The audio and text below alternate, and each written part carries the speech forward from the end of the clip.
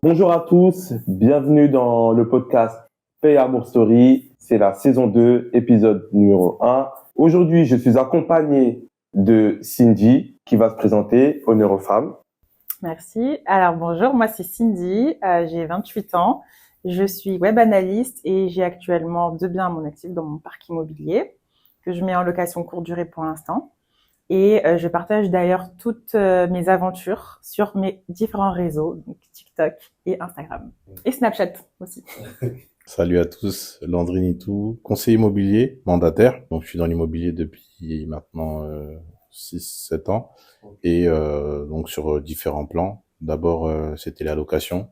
Aujourd'hui, je vous accompagne dans vos projets immobiliers, que ce soit l'achat ou la vente. Moi, c'est Rudy Ngomakala. Pour ceux qui ne me connaissent pas, éducateur spécialisé, je suis juste un simple investisseur de temps en temps dans l'immobilier. Honneur aux femmes, on va commencer par Cindy.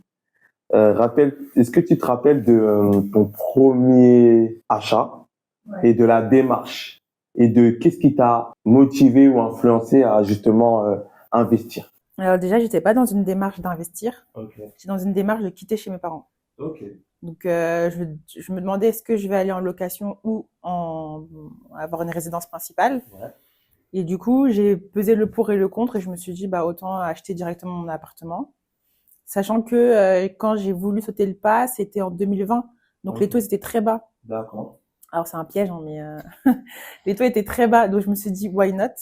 Je pouvais du coup beaucoup plus emprunter Ok. et du coup avoir un appartement que je pourrais rénover parce que j'aime beaucoup la décoration, casser des murs, etc. C'était important pour moi, ça aussi. Et du coup, c'est ce que j'ai fait la première année. Donc c'était en 2020, j'ai acheté mon premier appartement, c'était ma résidence principale. Je vais rebondir sur ce que tu viens de dire. Dans tes recherches, tu cherchais principalement un appartement par rapport à ce que tu viens de dire, à rénover. À rénover. Ouais, à rénover pour baisser le prix. Pour baisser le prix dans un premier temps. Ouais. Et parce que tu disais que tu avais besoin d'avoir un appartement où tu voulais qu'il te ressemble. Donc casser des murs. C'est ça. Ok. Et surtout, qui était proche quand même des commodités. Ok. Parce que je savais que j'allais pas rester longtemps, c'était un T2. Ok, d'accord. Donc je savais qu'à un moment donné, j'allais le mettre en location. Ok. Donc au niveau de la copropriété, il fallait aussi que je me renseigne sur le fait qu'ils acceptent justement la location parce qu'il y a des copropriétés qui n'acceptent pas. Ouais. Donc du coup, quand tu as commencé à investir, tu avais déjà ton plan pour y vivre dans un premier temps. C'est ça. Et ensuite de le mettre en location. Ok. C'est ça. Ouais. Bon, préparez vos popcorn, hein. C'est que le début. Du coup, Landry, est-ce que tu te souviens de ton premier achat, de la démarche et qu'est-ce qui t'a influencé ou qui t'a motivé à investir? Très bien, parce que en fait, si tu veux, j'ai eu entre guillemets 2 premières fois. Dans le sens où mon premier investissement, c'était en 2013. Donc ça, c'était plutôt un investissement collectif, familial, où j'ai eu l'expérience d'aller chez le notaire, d'acheter, etc., etc. J'ai eu un petit stand-by et je suis revenu où là, j'ai fait mon investissement à moi en 2019. Ok. Et en fait, si tu veux, déjà, ce qui m'a motivé, c'est que mes parents, ils m'ont toujours mis dans la tête qu'il fallait investir dans la pierre. Ok. Donc c'est quelque chose que j'ai grandi avec, et en fait ce qui s'est passé, j'ai trouvé une annonce qui était pas chère. Et là je t'avoue que contrairement à Cindy, moi j'avais pas d'objectif, l'objectif c'était le gros, investir dans la pierre. Ok. Après le reste ça me regarde pas. Et quand tu dis pas cher, désolé de te couper, mais quand tu dis pas cher, c'est à peu près combien? Bon non, c'était 25 000 euros, un appartement en 3 pièces. Ah ouais, ouais. En province. Et certains appellent ça la province, mais moi j'appelle ça la ville. C'est la province. C'est la province. Non, c'est à combien d'heures de Paris? C'est à 1 heure, ça va. C'est la région centre. Donc en soi c'est pas fou. J'ai lancé le truc et c'est par après que j'ai compris ce que c'était l'investissement et que j'ai commencé à me renseigner, à faire en sorte de faire marcher l'investissement. Et donc du coup, dans un premier temps, c'était c'était quelque chose que tu t'es fixé très jeune d'investir dans la pierre par rapport à l'éducation que tu as eue. Tu voulais pas y vivre forcément. C'était pas ton projet de vivre dans cet appartement. Moi, je t'avoue que je suis du style, je suis du genre, si je pouvais rester chez les parents jusqu'à 40 ans, Ah ouais. le but c'est de coffrer et faire des projets. Ok, Tu vois. d'accord. T'es beaucoup dans coffrer un maximum. Ouais, coffret, les projets, autant en investissement c'était un projet, mais autant je suis très projet. C'est vrai que ça a un avantage d'être chez les parents. En tout cas, ceux qui sont chez les parents, profitez-en, c'est de coffrer. Quand les parents ils vous parlent de coffrer, c'est important parce que vous allez voir que par la suite, ça sera bénéfique. Que ce soit pour le travail avec le courtier, le travail avec les banques, que ce soit également sur la décoration, parce qu'on veut aussi des belles choses dans nos appartements. Mais s'il n'y a pas de quoi qui a été coffré, ça prend du temps. Et il y a pas mal d'imprévus aussi dans l'immobilier. Donc, quand il y a de l'argent un peu de côté, ça permet de gagner du temps et ouais, ça permet d'aller plus vite parce que sinon, faut attendre et c'est compliqué d'avoir des artisans qui peuvent avoir la même patience que toi. Moi, pour ma part, je vais être honnête, hein, j'entendais parler d'investir dans la pierre, mais sans plus. J'entendais à travers la musique ou quand je regardais un peu mes modèles de réussite, ils passaient tous par là, mais j'avais aucune connaissance. Et c'est Landry dans l'émission, dans mon émission précédente, je dis souvent Drix, et en fait c'est lui. Et c'est vrai que il m'a influencé à investir parce que déjà je l'ai vu faire. Et, quand je l'ai vu faire, je me suis dit, c'est pas impossible. Et surtout que quand il l'a fait, il nous a tout de suite transmis ce savoir-là. J'ai fait, les gars, donc on peut le faire. Vous pouvez le faire également.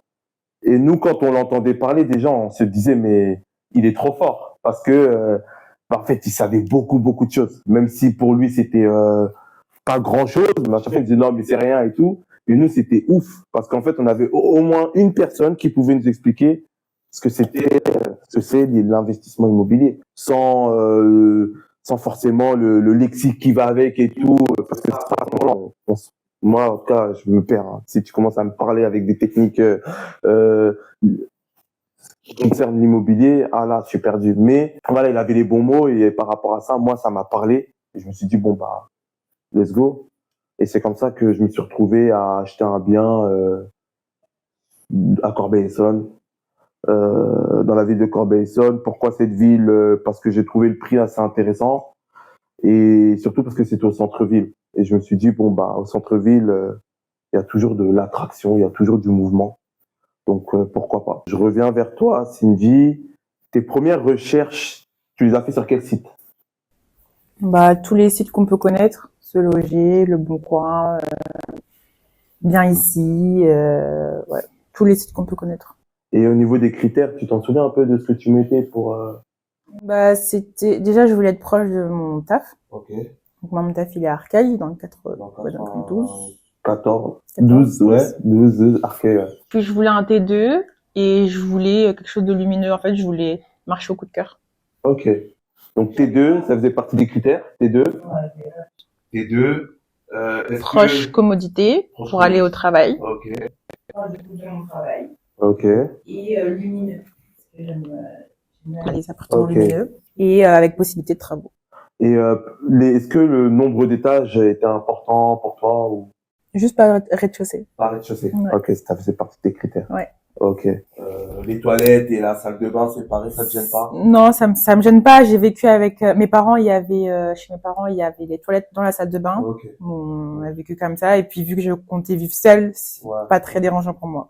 Et toi, André, au niveau de tes critères pour le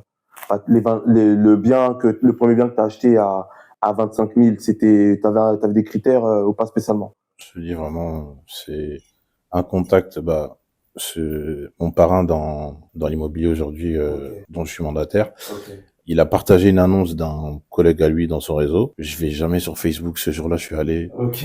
J'ai vu 25 000 euros. Il n'y a pas de hasard. Hein. Ah là, t'as été guidé là. Fort. Ok. Et là, 25 000 euros. Attends, calme-moi. Popcorn. On va parler d'investissement sérieux là. Je vais rebondir sur ça. 25 000 euros, t'as mis un apport ou pas? Non. Sur tous les investissements que j'ai faits, je fais pas d'apport parce que je marche au 110%, ça s'appelle. C'est-à-dire que la banque, elle finance tout, que ce soit le notaire, les travaux ou le bien, tout simplement. On appelle ça 110%? Ouais, un financement à 110%. c'est toujours d'actualité. Je sais que c'est un peu plus compliqué dans la période dans laquelle on est, mais si tu te bats, tu peux. Ça fait 10 minutes que tu regardes cette vidéo. Merci d'être resté jusqu'ici. N'hésite pas à liker, partager et à t'abonner. 110%. Je rebondis encore sur ça. C'est ton mentor qui t'a parlé de ça ou ça, t'es parti faire tes recherches toi-même ou comment t'as eu cette idée-là de dire bon, je vais investir et je vais pas mettre d'apport et je vais demander que ce soit la banque qui mette quasiment tout. Comme tu dis, le hasard fait bien les choses. Moi, si tu veux, c'est arrivé une période de ma vie où, franchement, comme je t'ai dit, je suis assez coffrage, etc., etc. Mais c'est arrivé une période de ma vie où j'avais rien, concrètement. Malheureusement ou heureusement, je suis quelqu'un, j'aime me battre pour moi. C'est-à-dire que quand j'ai fait mon projet, je connaissais pas tout ce qui est courtier, etc., etc. En fait, je suis allé démarcher les banques moi-même. Toi-même. Exactement. Toi-même, t'as préparé un dossier, on est d'accord? Non. Même pas. Vraiment, je te dis, moi, mon truc, c'était investir. Donc, j'avais aucune notion. Mais t'allais quand même. Je sais qu'il fallait faire un prêt parce que j'avais pas les fonds. Et c'est en démarchant les banques où j'ai appris que certaines banques ils vont me dire ouais non, si tu comptes le mettre en location, on a besoin que tu aies au moins le loyer que tu comptes recevoir, que tu aies au moins 6 mois de côté, au cas où il y a un imprévu, que tu aies au moins 12 mois de côté, etc. Donc en fait, plus j'allais vers les banques, plus je démarchais, plus je comprenais un peu entre guillemets comment monter un dossier. Même si en vrai je montais pas parce que je t'ai dit j'avais pas de tal à côté. Et ce qui se passe, c'est que je suis tombé sur une banque. Je sais pas quelle chance j'ai eu. C'est la directrice d'agence qui m'a reçu. Et c'est elle qui m'a parlé du financement à 110%. Alors je sais pas si c'est par rapport à mon profil qu'elle s'est dit que je pouvais prétendre ou quoi que ce soit. Mais de base, je te coupe. De base, c'était un rendez-vous d'information ou c'était juste tu t'allais pour voilà, moi j'ai besoin d'un crédit. Exactement. Ok. Donc t'es allé, j'ai besoin d'un crédit. Exactement. Et c'est de là qu'elle parle de. Exactement. 110%. Ok. Et donc de fil en aiguille, elle, la chance que j'ai, c'est que vu que c'était la directrice d'agence, même si elle a du poids sur l'agence, mais il y a des choses que tu dois demander un peu au-dessus. Mais si tu veux, j'ai sauté un étage parce que si j'avais, je sais pas moi, le gars de l'accueil ou un conseiller lambda, il aurait dû d'abord demander au conseiller directeur d'agence qui lui ensuite serait monté. Et du coup, elle m'a rappelé, je me souviens, c'était la veille du mariage de ma sœur, pour me dire écoutez, nous on a quelque chose à vous proposer. Tant, etc., etc. Ah, trop bien. Donc, t'as pu bien danser le mariage de ta sœur, quoi. Fort. Super. Cindy, est-ce que t'es passé par un prêt pour ton premier bien et est-ce que t'as mis un apport ou pas? Ouais. D'accord. Ouais. Moi, je suis passée par un prêt. En fait, je suis passée par une courtière. Ok. Donc, parce que moi, j'avais besoin de savoir à combien je pouvais prétendre pour acheter d'abord. D'accord. À partir du moment où j'ai eu du coup le montant, là j'ai commencé mes recherches et dès que j'ai trouvé le bien, je suis revenue voir la courtière pour qu'elle puisse après pousser mon dossier auprès des banques parce que moi en fait j'ai pas attendu dès que j'ai eu mon CDI 3 mois après et qu'on m'a dit c'est bon et je suis directement allée voir la courtière. D'accord. Donc j'étais dans une transition où au taf fallait vraiment que je sois concentrée parce que c'était un nouveau taf, fallait que je m'adapte, etc. J'avais pas le temps de commencer à démarcher des banques, etc. Ouais. C'est le manque de temps qui t'a orienté vers vers la courtière, ouais. Voilà. Et puis le manque de connaissances aussi. J'avais pas la connaissance et j'avais pas la foi non plus d'aller démarcher bon nombre de banques pour leur dire voilà. Ce qui est lourd, c'est que moi c'est un mix de vous deux. Parce que moi, comme je vous ai dit, c'est Landry qui m'a poussé à investir. Et lui, c'est quelqu'un des débuts, il m'a dit, moi, je fais tout moi-même. Moi, je préfère avoir l'information. Et je voulais aller dans cette démarche, sauf que moi, j'ai eu un problème avec le temps. Je me suis dit, j'ai pas le temps. Donc, j'ai appelé 2 courtiers qui m'ont dit, nous, si t'as pas d'apport, parle pas avec nous. Donc, ce qui est important aussi, c'est que quand vous faites appel à des courtiers, il faut que le courtier soit en accord avec le projet. Parce que c'est lui qui va défendre tes intérêts face aux banques. Si le courtier il n'y croit pas, en fait il va aller là-bas et je sais même pas dans quelles conditions il va défendre ton projet et tu risques d'être déçu. Et c'est au bout de la 3e c'est une courtière qui m'a dit, OK, 110%. Cette information, je l'ai eu de Landry. Et je lui ai expliqué. Elle m'a dit, OK, c'est faisable. Je te dis pas que ça va être bon directement. Je vais faire appel à mes contacts. Et la banque qui accepte, je te tiens au courant. C'est comme ça que ça s'est fait. Mais c'est vrai qu'il y a un facteur temps qui fait que j'ai pas fait ça par moi-même. Moi, j'ai eu une peur de faire un dossier. Je sais pas, ça m'a fait peur de faire un dossier. Je me dis, oh, il va tout le temps manquer des choses et tout. J'aurai pas le temps de. Donc la courtière, c'est vrai que c'était un moyen d'aller plus vite. Et puis voilà, les deux, dans tous les cas, les deux possibilités sont bonnes. Tout va dépendre du projet que tu as et du temps que tu as pour concrétiser le projet. Ma question, c'est, toi, tu m'as dit que c'était sur Facebook que tu avais par hasard trouvé et ça me dit un peu sur les sites. Moi, personnellement, c'était sur Le Bon Coin. C'est vrai que Le Bon Coin, pour moi, c'est mon terrain de chasse sur l'immobilier. Pourquoi, je sais pas, mais j'aime beaucoup Le Bon Coin. J'y vais souvent, même des fois pour regarder, même quand j'ai pas l'intention d'acheter. Vous allez voir que quand vous investissez sur un premier bien, vous allez toujours un peu de temps en temps regarder s'il y a un bon plan. Une fois que tu as eu ton crédit, une fois que ton crédit a été accepté, est-ce que ça a mis beaucoup de temps pour la remise des clés, ensuite pour que tu puisses faire quelques travaux, que tu puisses avoir les fonds, le notaire, toute cette démarche-là, là. Ça a pris du temps ou ça s'est fait quand même assez rapidement pour toi? Moi, ça s'est fait, je dirais, dans la normale, dans le sens où on est sur 3 mois, en tout cas à partir de la signature du compromis jusqu'à la signature finale. Okay.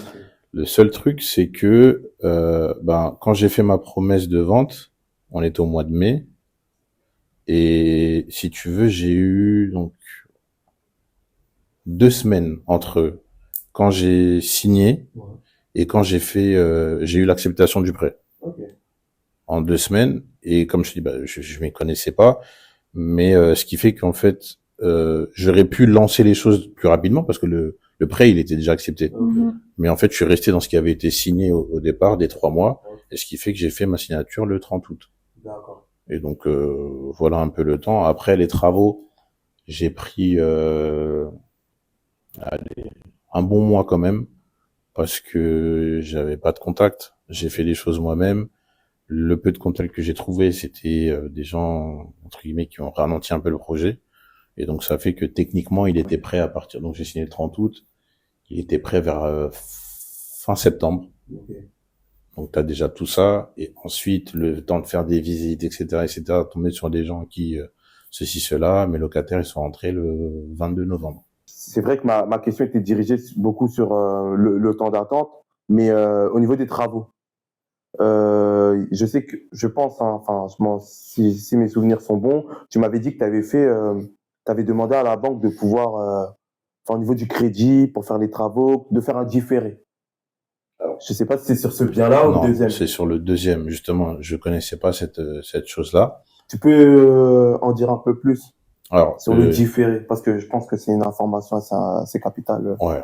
Honnêtement, moi, je le conseille à tout le monde, que ce soit pour de la résidence principale ou que ce soit pour de la location.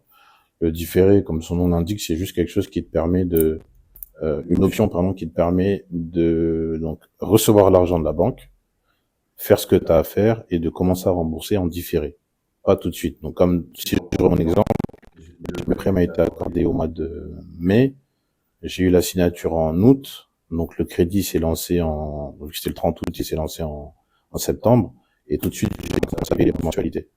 Et en fait, si vous prenez cette option, alors, ça va dépendre du capital que tu empruntes, ça va dépendre de plusieurs conditions, mais tu peux avoir 6 mois de différé, 1 an de différé, le maximum, je crois que c'est 2 ans, si je ne me trompe pas.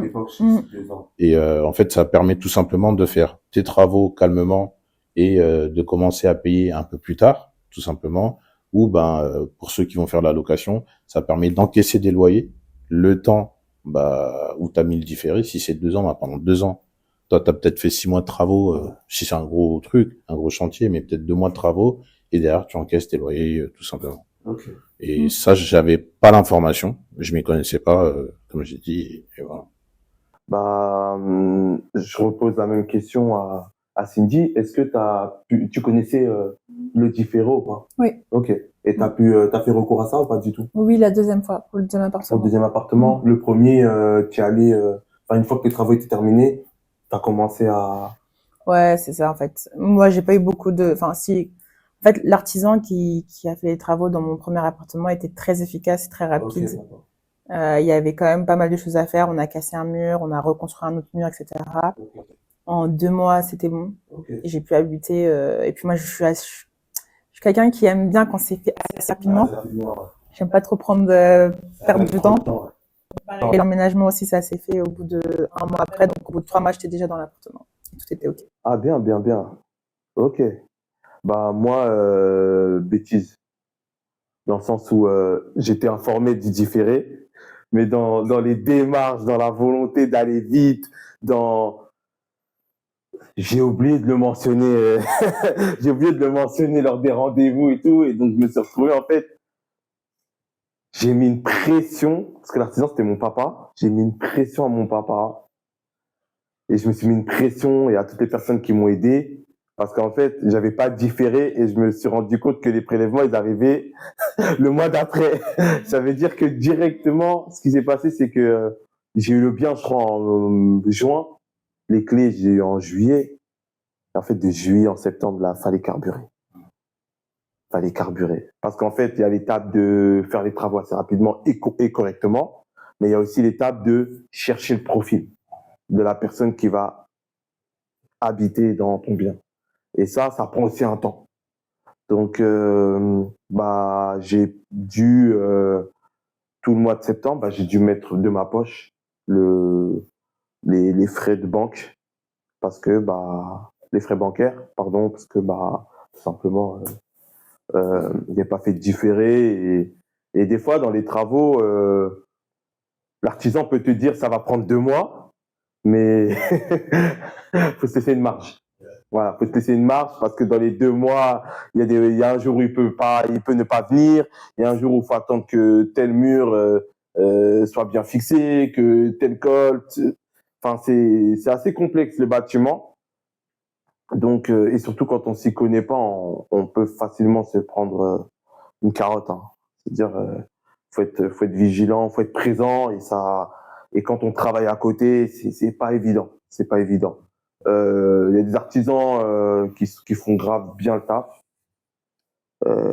et d'autres qui sont à la ramasse, mais qui vont pas te le dire en fait. Eux, ils veulent entre guillemets leur argent, donc ils vont te dire oui, t'inquiète, je peux faire ça, je sais faire ça, et en fait ils savent pas faire grand chose. Donc soit t'es assez agile avec tes mains et tu te formes, on va dire toi-même et t'y vas. Soit tu changes d'artisan et ça prend aussi du temps. Landry, je sais que tu m'avais donné une liste de questions à poser à l'agent immobilier. Parce que ça, au moment là, on revient sur la recherche d'appartement.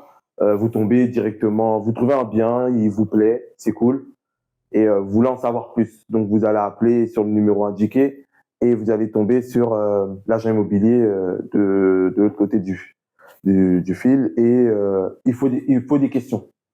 Il faut des questions parce que ces questions-là vont pouvoir te permettre de savoir vraiment l'état des lieux de ce qu'il en est du bâtiment, de l'appartement. Et est-ce que tu te souviens un peu des questions qu'il faut poser à ce moment-là? Principalement, c'est des questions sur le bien.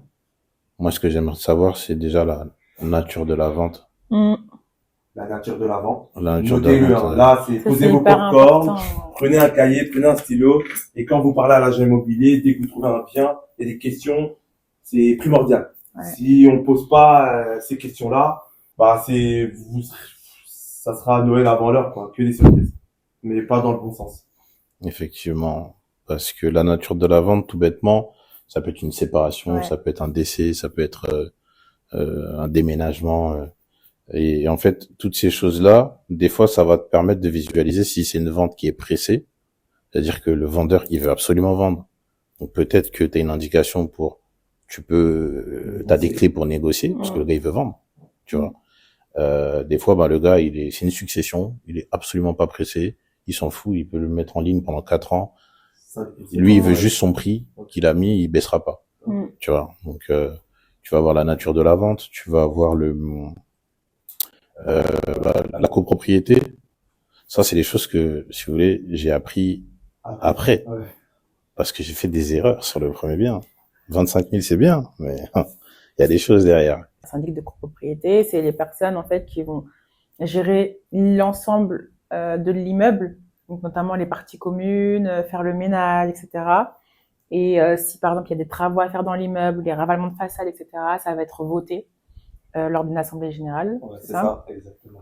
Et donc du coup, tu dois participer à hauteur de la quote-part que tu as. Donc ça représente un montant. Et en fonction de ça, tu devras du coup déverser de l'argent tous les mois, en sachant que tu as une quote-part pour les travaux aussi. Ouais. Voilà, tout ça c'est des frais qu'il faut pas négliger pour la copropriété. Et il y a des copropriétés, c'est des voleurs. Voilà.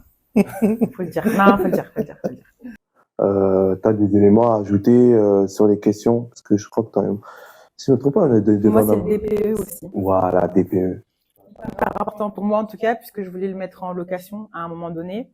Si le DPE il est soit EFG, ça va être compliqué en fonction des années, parce que l'État a mis en place un système qui fait qu'à partir de certaines années, Ouais, c'est ça.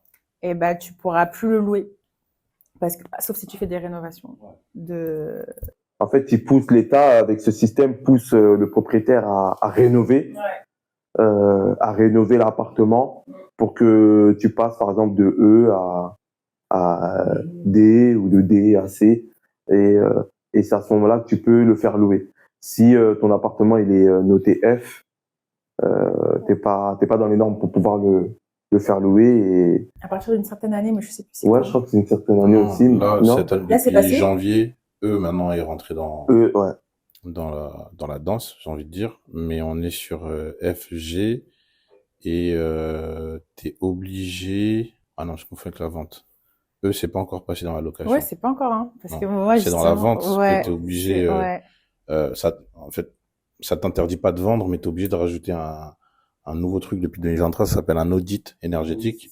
Donc du coup, c'est quelque chose de complémentaire, c'est un DPE plus poussé. Donc une fois que tu as ton DPE qui est soit EFG, tu dois rajouter un audit si tu veux vendre. Sans ça, tu peux pas vendre. Mais dans la location, on est toujours sur F et G, et je crois que c'est d'ici 2034 voilà, pour la location. C'est cardio parce qu'en fait, ça peut changer un projet, ça.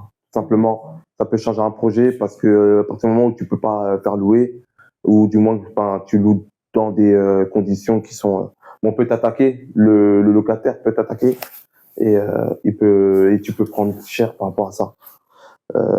Donc, il faut se protéger un maximum, et pour se protéger, il faut trouver les informations, les chercher. Faut pas attendre que ça tombe du ciel, parce que ça va vite, ça va très vite. Pour ceux qui sont propriétaires, on est dans le viseur de l'État, clairement. L'État, ils veulent que, voilà, ils nous, je sais pas, ils nous cherchent. Ils veulent que. Après, je dirais que des fois, c'est pas plus mal, parce que voilà, faut quand même faire attention à à la situation comment les gens ils vivent dans les appartements. C'est important de s'en préoccuper. Mais c'est vrai que des fois, ça nous défavorise, parce que nous, derrière, on n'est pas forcément sécurisé, surtout, quoi.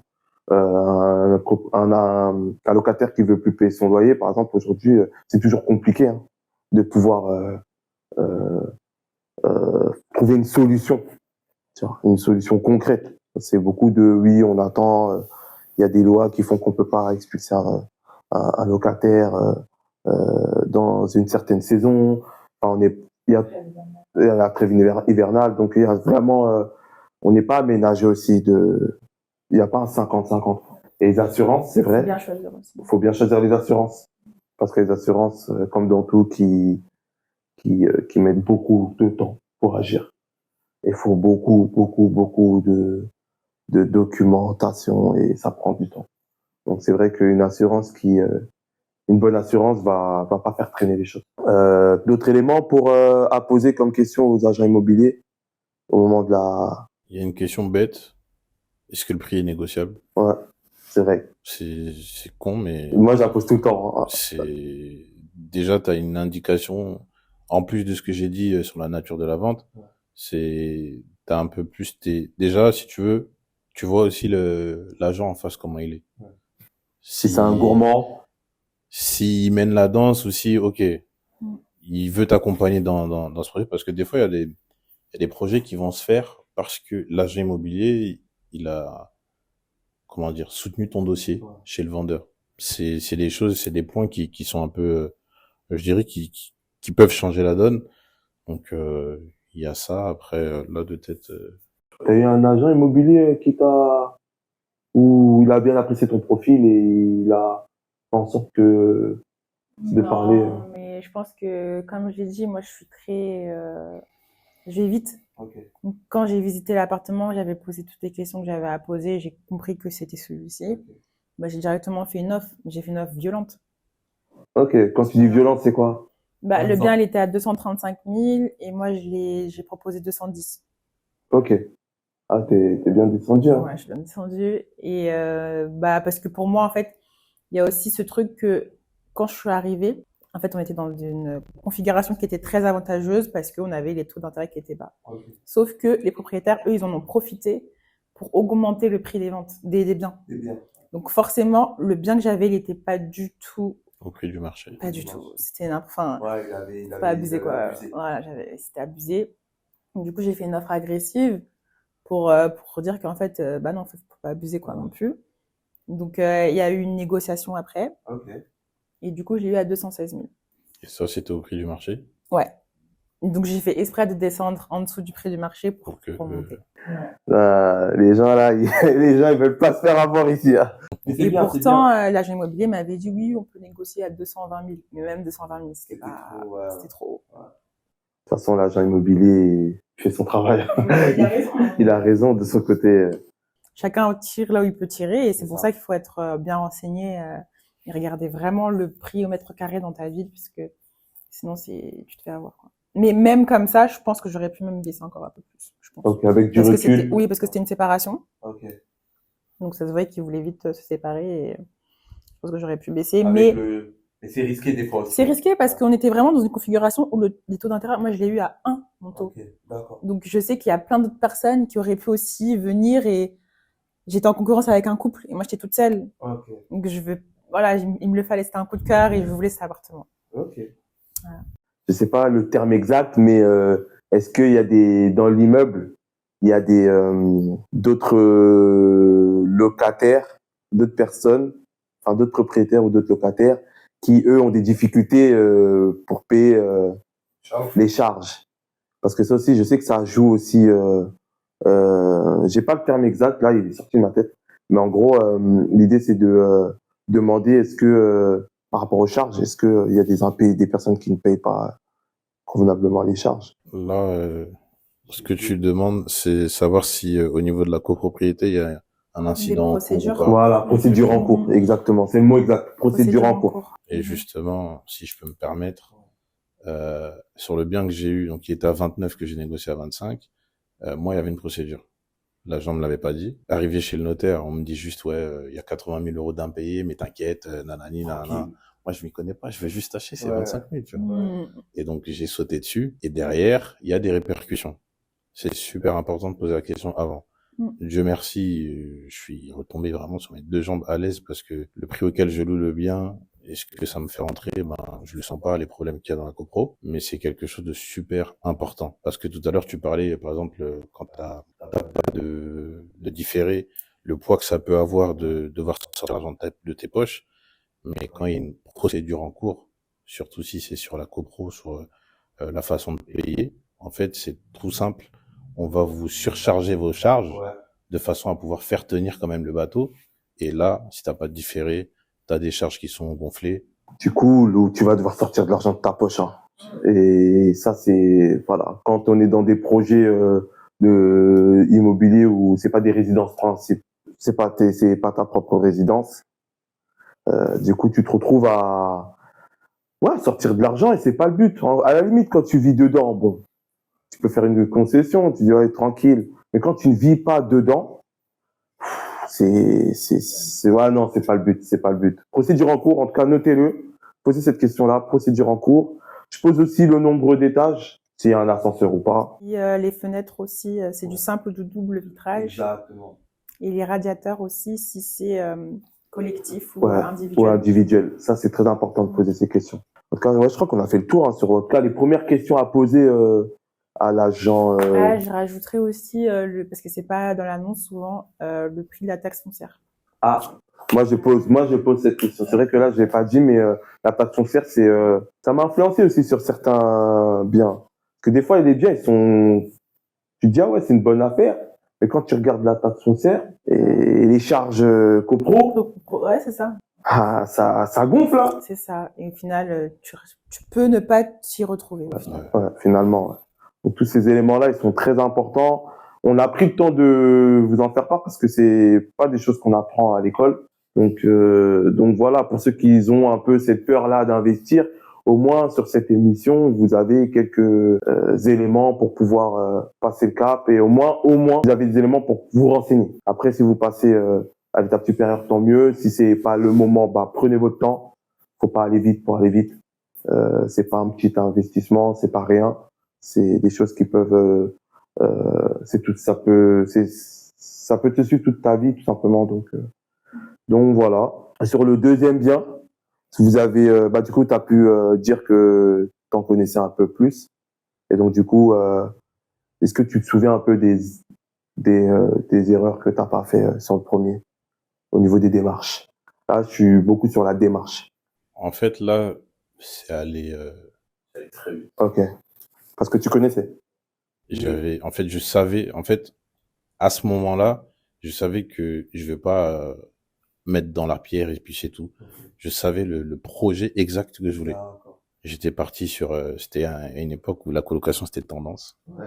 Et ok, je vais me lancer dans la colocation, donc il me faut un bien avec au moins 3 chambres, etc., etc., etc. Donc mes recherches, elles étaient, si tu veux, j'avais des alertes sur tous les sites. Exactement. Sur tous les sites qu'on connaissait. Et en fait, ce qui s'est passé sur ce bien, un jour j'ai reçu une alerte. Le bien il venait d'être et là c'était la période Covid, ouais. Donc c'était compliqué pour aller voir les biens, etc., etc. La chance que j'ai eue sur ce bien, c'est qu'il y avait une visite virtuelle. Ah ok, oui. Et sur la visite virtuelle, j'ai vu parce que là, par exemple, aujourd'hui, je savais que il y a pour la fiscalité, c'est bien d'avoir des travaux, etc., etc., etc. C'est comme ça que moi je m'appuie surtout pour négocier. Et de ce que j'ai vu qu'il y avait beaucoup de choses à refaire. J'ai regardé la visite, j'ai pris franchement 20 minutes à tout casser, je les ai appelés, j'ai posé une offre, j'étais agressif. Hein. Ouais. Ça marche, hein, okay. Je te promets. Et la vente, elle s'est faite comme ça au téléphone en 20 minutes. Ok, mais dès que tu as vu le bien, tu as dit il y a un défaut là, il y a ça à refaire, et du coup tu as pu... Okay. Et toi, sur ton deuxième bien, ça s'est fait plutôt vite ou... À force de... En fait, du coup, je commence un nouveau travail, etc. Okay. Et j'ai compris très, très rapidement que le métro boulot dodo, c'était pas pour moi. Okay. Et donc, j'allais continuer sur cette lancée de l'immobilier. Ouais. Mais je m'étais rendu compte que pour avoir un bien vraiment rentable, il va falloir que je tape à des portes qui sont pas à la portée de tout le monde. Okay. C'est-à-dire, pour moi, j'allais bannir tout ce qui est se loger bien ici. Même Le Bon Coin, c'était le seul pour moi à la rigueur, à laquelle je pouvais... À la frontière. C'était à la frontière, vraiment, vraiment. Okay. Parce qu'il y a des propriétaires qui peuvent directement le mettre sur Le Bon Coin. Mais j'ai oublié tout ce qui était se loger, tout ça. Donc, moi, ce que j'ai fait, c'est que j'ai fait jouer un peu mon réseau. Okay. Donc, j'ai un ami qui, lui, a déjà plusieurs biens. Et je lui ai demandé comment il avait fait. Et lui, il m'avait dit qu'il a une de ses connaissances qui est gestionnaire de patrimoine. Okay. Et du coup, lui, parfois, il a des biens avant même que ça rentre sur le marché. Et c'est là qu'il m'a appris que, en fait, il faut souvent avoir des amis comme des notaires ou des agents immobiliers qui vont faire rentrer des biens avant même de les mettre sur le marché, parce que du coup, eux, ça leur prend du temps de faire l'annonce, etc. Ils appellent leurs investisseurs. Donc, il y a une première ligne. Ils leur demandent, voilà, moi, j'ai ce bien, nanana, est-ce que ça vous va? Oui, non. Si okay. Tous ils disent non, là, ça arrive sur le marché où tout le monde le voit. Ah ouais, mais là, tu viens de m'apprendre quelque chose, hein. Parce que moi, là. Mais c'est pas pour Moi, je tous, hein. croyais que j'étais à l'affût, j'étais en Non, avant. parce que c'est pas pour tous. Ok, C'est pour, en général, ok. mais c'est pas pour tous parce qu'évidemment, c'est pas parce qu'un investisseur ou des investisseurs disent non que ça veut dire que c'est un mauvais bien. Ouais. C'est peut-être parce qu'ils ont pas envie pour l'instant, c'est peut-être parce qu'ils ont pas les fonds pour l'instant, Ok. etc. Mais grosso modo, les bonnes affaires, les vraiment très très bonnes affaires, en général, elles partent vite et elles sont même pas sur le marché. Ah ouais. Donc du coup, moi, c'est ce que j'ai fait et du coup, je l'ai contacté et du coup, lui, il m'a envoyé du coup un bien qui était en province, qui était à 75 000 euros, qui était vraiment parfaitement situé. Et en fait, le propriétaire, c'était le propriétaire de l'immeuble qui vendait la moitié de ses biens, en fait. Donc, lui, il prenait la moitié, lui, il vendait la moitié. Et du coup, forcément, il était d'accord pour tout ce qui était faire en sorte que ce soit du Airbnb, parce qu'il y a, comme je disais, il y a des copropriétés qui veulent pas du Airbnb. Lui, il n'y avait pas de souci sur ça. Lui, enfin voilà, lui, c'était pas son problème. Lui, c'était qu'il voulait vendre la moitié de ses biens pour avoir lui la moitié aussi. Donc voilà, donc je suis passée par lui. Moi, comme je travaillais, je pouvais pas y aller, me déplacer, donc merci papa et maman. Ce sont mes parents qui sont partis. Merci aux parents. Voilà, ils ont fait le déplacement. Je leur ai posé toutes les questions, qu'on vient de poser juste avant. Toutes les questions, ils ont demandé ça au propriétaire. Et du coup, le propriétaire lui-même, c'était un investisseur. Donc lui, il avait une holding, etc. C'est lui-même qui m'a donné plein de conseils aussi sur comment faire avec le LMNP, où est-ce que c'est réel. Enfin bref, il m'a donné aussi plein de conseils. Donc au final, ça me fait un contact et en plus, j'ai eu un bien qui est très rentable du coup. Ah trop bien. Franchement, félicitations. C'est trop bien de. Comme quoi, c'est vrai que le deuxième bien, on fait vraiment tous attention. Hein. Ouais. Moi, c'est vrai que le deuxième bien, le deuxième bien, c'était plus de la résidence principale. Voilà, c'était ça l'idée que. D'ailleurs, j'ai une question. Qu'est-ce que vous pensez parce qu'il y en a beaucoup qui souhaitent avoir sa résidence principale et avoir son locatif et d'autres l'inverse. Et je sais, moi, je peux me poser la question sur les réseaux. Je sais pas toi. T'as grave anticipé ma question parce qu'en fait, moi, avec ma courtière, elle m'a dit, écoute, le conseil que je peux te donner, c'est sur le premier bien, présente-toi en mode RP. Ouais, moi aussi. Parce que si tu dis que c'est pour faire louer, les banques, elles sont pas trop OK pour ça. J'ai dit, OK, je suis la stratégie. Et j'ai bien posé la question, est-ce que c'est possible de changer après derrière? Elle m'a dit, oui, t'inquiète.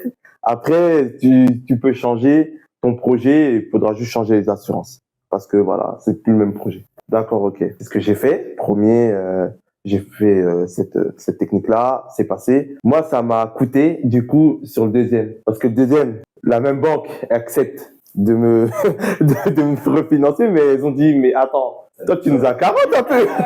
Tu nous as carotte, tu nous as dit que c'était ta résidence principale. Après, tu as changé au bout de 2 mois. Finalement, là, tu reviens avec un nouveau projet où tu dis que c'est ta résidence principale. Est-ce que on doit vraiment te croire ou pas? J'ai écouté, la première fois, je me voyais dedans, mais après, finalement, je me voyais plus dedans. J'ai changé d'avis.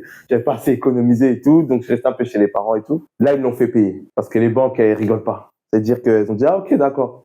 Tu as le droit de changer, il n'y a pas de souci. Par contre, ton 110%, ça sera pas à 110%. Je dis, ah ouais.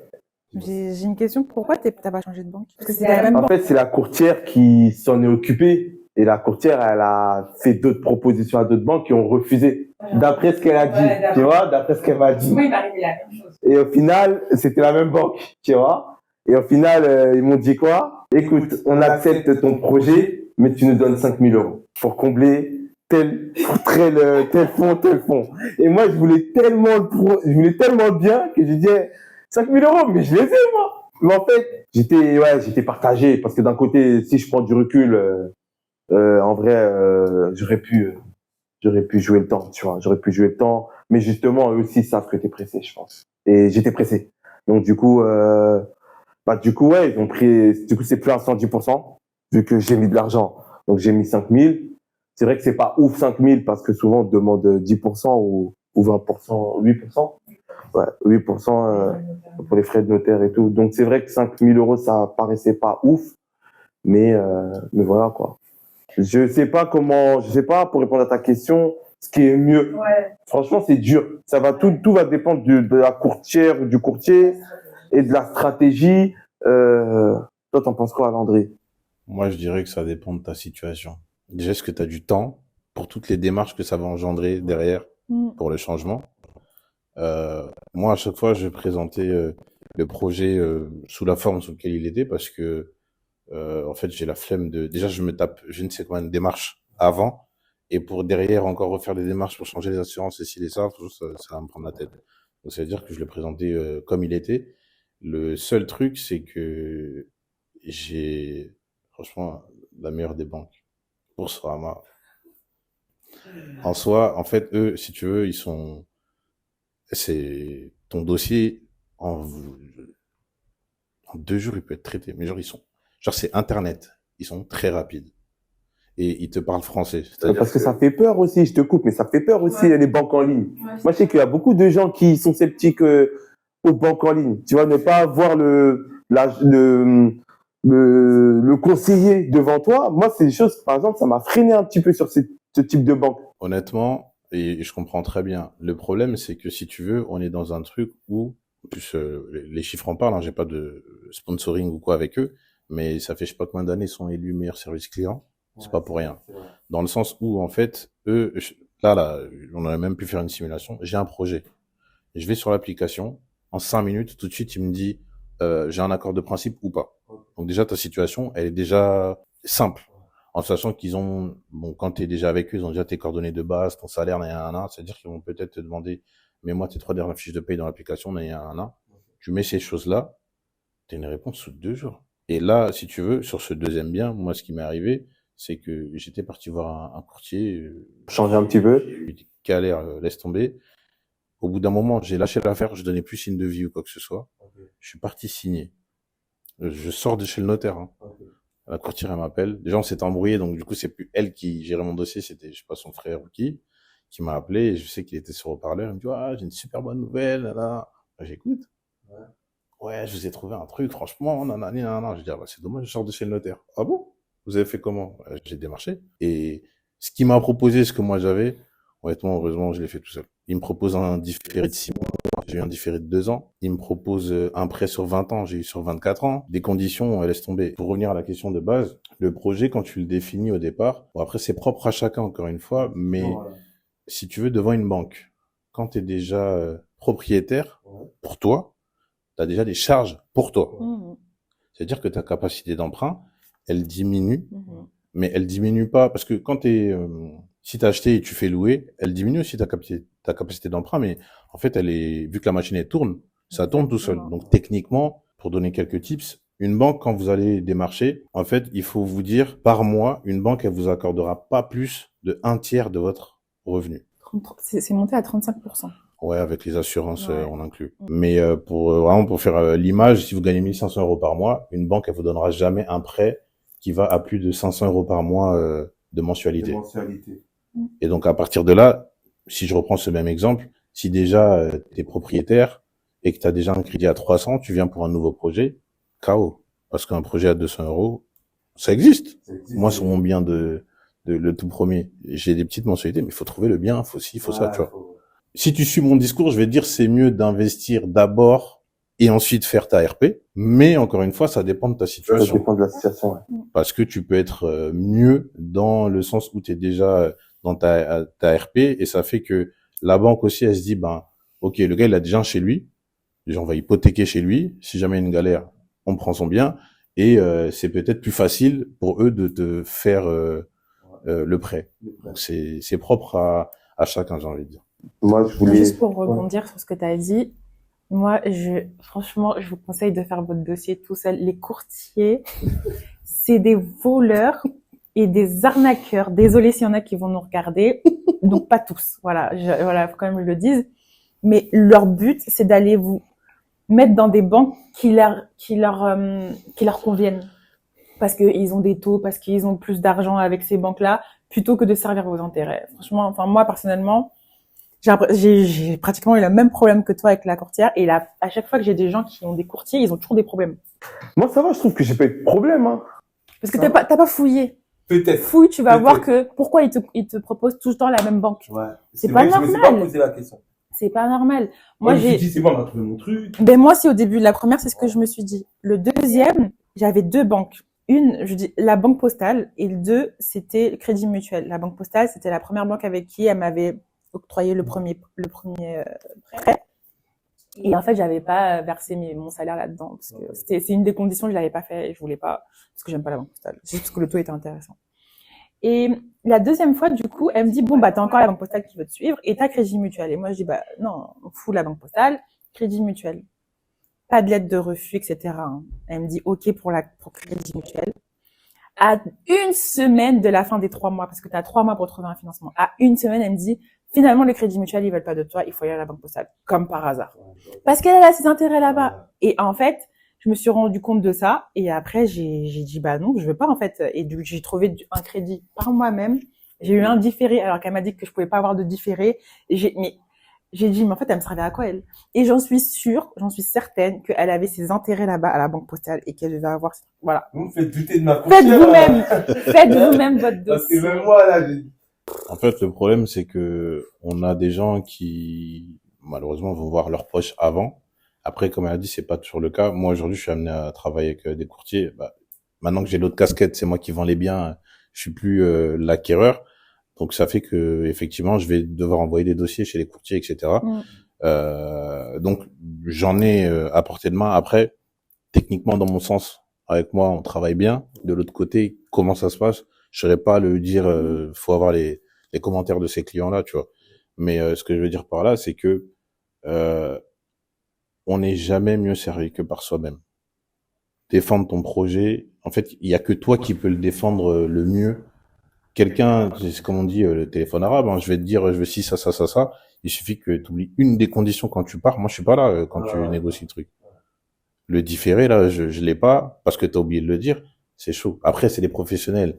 En soi, ils notent, etc. Mais ce que je veux dire par là, c'est que, comme elle l'a dit, ça ne coûte rien, honnêtement. Bon, ça va prendre du temps, mais ça coûte rien de toi-même te poser et d'essayer, entre guillemets, de constituer ton dossier, voir de quoi tu as besoin, voir ce que tu peux faire. Et bah, s'il faut, tu démarches les banques. Et si vraiment tu vois que ça marche pas, tu pars chez un courtier. Ouais. Okay. Mais seulement si tu as essayé et que ça ne marche pas. Ok. Voilà. C'est un bon titre. Bah, moi, pour le troisième, j'espère en tout cas que je pourrais acheter un troisième bien. En tout cas, c'est un souhait.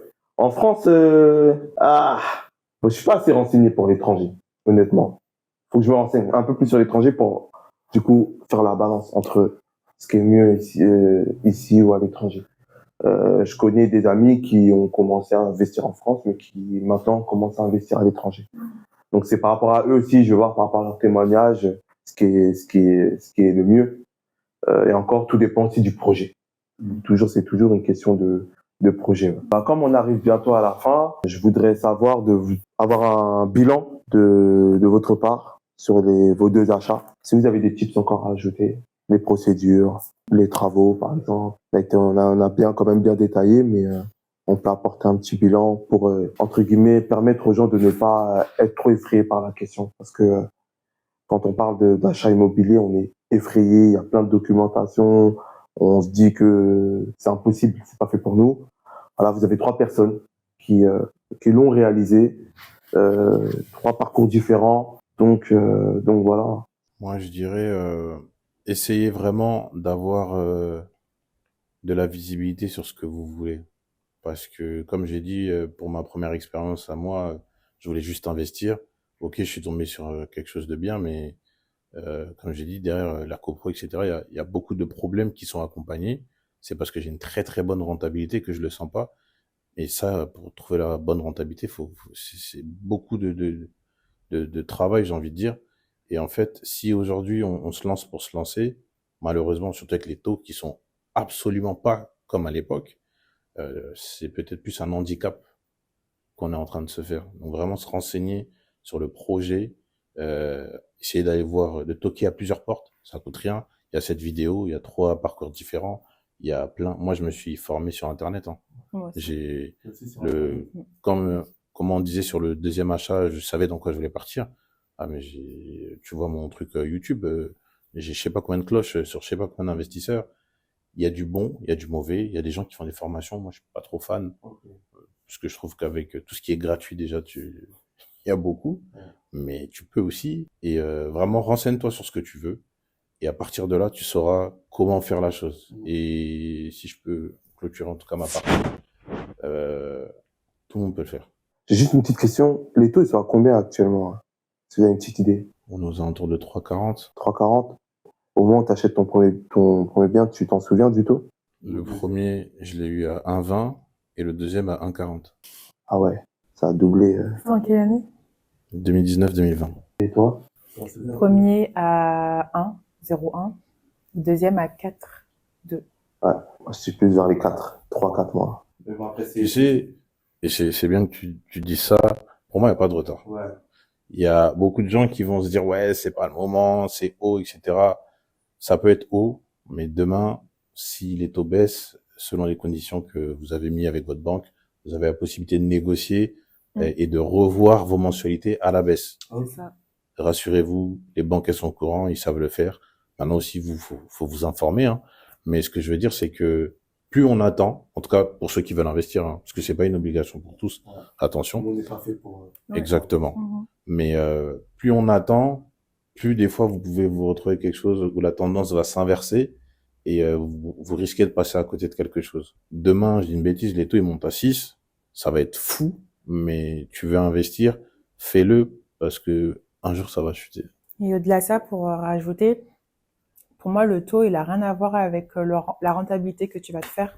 C'est pas parce que ton taux, moi, aujourd'hui, pour dire la vérité, mon deuxième bien est beaucoup plus rentable que le premier. Pourtant, le taux est beaucoup plus important sur le deuxième que sur le premier. Le taux ne va pas déterminer si vous êtes dans le cadre de l'investissement, si votre bien sera rentable ou pas. Aucunement. Vraiment. Prenez justement en compte tous les autres paramètres. La taxe foncière, comme on parlait. Taxe foncière, charge de copropriété, est-ce que c'est une ville qui est attractive, est-ce que tu peux faire du Airbnb ou de la longue durée. En fonction de ton projet, vous allez voir si c'est rentable ou pas. Vous focalisez vraiment pas sur le taux. Moi, franchement, je suis totalement d'accord avec vous deux. C'est vrai que le taux, moi, c'est pas ce que j'ai regardé en premier, en vrai.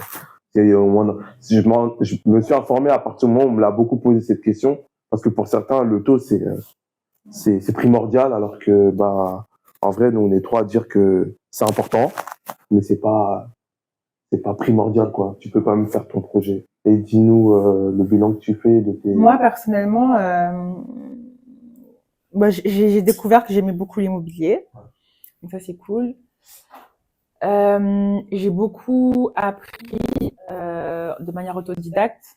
Donc ça, c'est cool aussi, parce que il y a beaucoup de gens qui vous vendent des formations, mais parfois, quand je parle justement avec des investisseurs, parce que j'ai eu l'occasion et j'ai eu la chance de pouvoir en parler avec des investisseurs comme là, mais ceux qui ont aussi beaucoup de biens, j'arrive à tenir une conversation. Ils me parlent avec des mots techniques, j'arrive à comprendre parce que je me suis formée par moi-même. Donc, je sais pas qu'est-ce qu'une formation m'aurait servi à part encore plus mettre de l'argent. Essayez de faire par vous-même aussi. Moi, j'ai une erreur que j'ai faite vraiment, c'est la courtière. Donc, désolée si j'étais un peu trop directive et un peu trop radicale, parce que ça m'a vraiment affectée. Okay. Mais non, effectivement, il y a des courtiers et des courtières qui sont très bien. Voilà, j'ai parlé avec les émotions, mais quand même, essayez de faire par vous-même. On sait jamais, ça coûte rien. Et en plus, vous allez pouvoir apprendre les erreurs. Si tout le monde en fait, c'est en faisant des erreurs justement qu'on apprend. Et c'est pas parce que vous vous dites oui, c'est pas à ma portée, j'ai pas les épaules, etc. Même si vous tombez, même si vous faites un mauvais investissement dès le départ, vous aurez appris. Et il y a rien d'irréversible. Vous pourrez le revendre. C'est pas dramatique. Enfin, je veux dire, on va pas vous couper un bras parce que vous avez fait un mauvais investissement. Voilà. Moi, en tout cas, je suis très contente et moi, personnellement, je me lancerai la prochaine fois sur de l'investissement à l'étranger. Parce que j'aime bien les challenges. J'ai l'impression d'avoir un peu fait le tour en France. Je suis en Île-de-France, je suis en province. J'ai testé du court durée, je vais tester là du long durée. Et j'aime bien les challenges, donc j'ai envie d'aller un peu à l'étranger. Super. Moi, c'est encore des questions que je me pose, si c'est en France ou à l'étranger. Je me laisse du temps aussi, parce que des fois, quand on sort d'un achat, faut prendre le temps avant de rebondir. Après, faut pas non plus trop dormir si c'est ce que tu souhaites acheter, mais voilà, là, moi, je sors de ça, donc je suis un peu fatigué par rapport à tout ça. C'est fatigant. Ouais, c'est fatigant, c'est fatigant. C'est ça, faut le dire, hein, c'est du cardio. Ah, c'est cardio. Tout sera pas rose. Faut chercher des informations, ça prend du temps. Les bonnes informations, ça prend du temps. Et même le processus. Même le processus, ouais. Même des informations à gauche, à droite, il faut traiter ce qui est bon, ce qui n'est pas bon.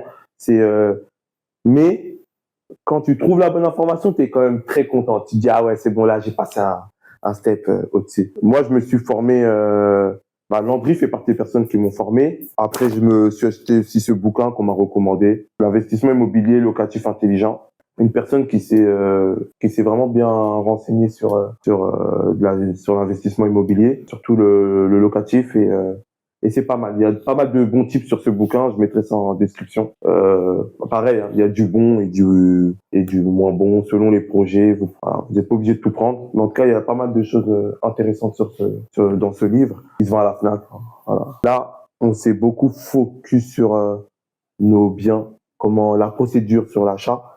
On n'a pas pu tout dire, donc n'hésitez pas à contacter Landry ou contacter moi ou Cindy par message, par DM. Quand on peut, on pourra répondre. Il y aura une deuxième partie. La deuxième partie, elle sera plus sur que sont devenus nos biens, parce qu'on a changé de projet. Il y a des projets qui ont changé. Vous allez voir que des fois, vous allez partir sur quelque chose, mais la tendance peut changer et tout simplement, même l'état d'esprit, on grandit dedans, donc on se dit, ah, finalement, le locatif longue durée, c'est compliqué, on va sur de la courte durée. Finalement, c'est pas bon, on va sur du Airbnb. Finalement, c'est pas bon, on va permettre à une entreprise de gestion locative de prendre le relais. Donc tout ça, ça sera l'objet de la prochaine vidéo. Et on parlera aussi des avantages et des inconvénients de toutes nos expériences. Parce qu'il y en a eu, il y en a, et c'est pas simple. Parce que des fois, on n'est pas accompagné. Des fois, on a envie de tout lâcher. On se dit, mais pourquoi on est rentré dedans? Pourquoi on fait ça? Donc, c'est bon, je raccroche. Je vais être comme tout le monde. Je veux pas de problème. Bon, des fois, c'est quand c'est dur que tu apprends. Et tout ça, on aimerait aussi vous faire partager ces expériences-là. Donc, ça sera sur la prochaine vidéo. En tout cas, j'aimerais qu'on prenne le temps de s'applaudir. Hein, que c'est pas simple d'investir. Beaucoup de gens vont regarder cette vidéo et seront très admiratifs de ce qu'on a fait. Et des fois, on minimise beaucoup hein, quand on est dedans, mais c'est ouf quand même d'investir. C'est pas rien. C'est pas tous nos parents ne l'ont. C'est pas tous les parents qui l'ont fait, donc on n'a pas forcément eu de modèle plan, sur qui s'appuyer.